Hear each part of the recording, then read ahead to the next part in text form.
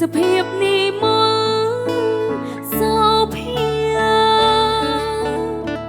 បង្កាវ៉ាន់សូឡូដឹងហូតធ្ងន់ដូចវាចាស្រែកអង្វរខ្ញុំថាមេតាគុំឃ្លាតឃ្លាចោលខ្ញុំ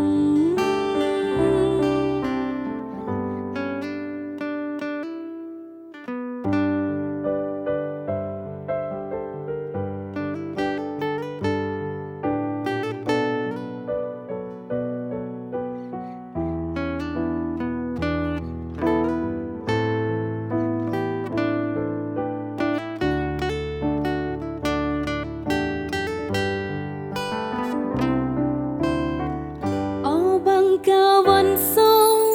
ឡូអើយខ្ញុំសុំនេះហើយទាំងទុកអំពលសែនស្ដាយជាប់ចិត្តត្បិតខានបានយល់តែសភាពនេះមកសោភាបង្កាវ៉ាន់សូឡូ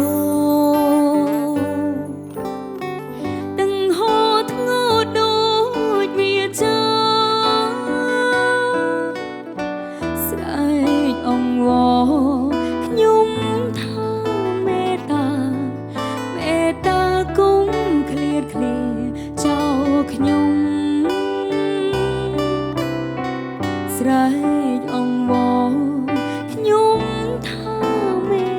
តាគុំឃ្លាតឃ្លាចោលខ្ញុំ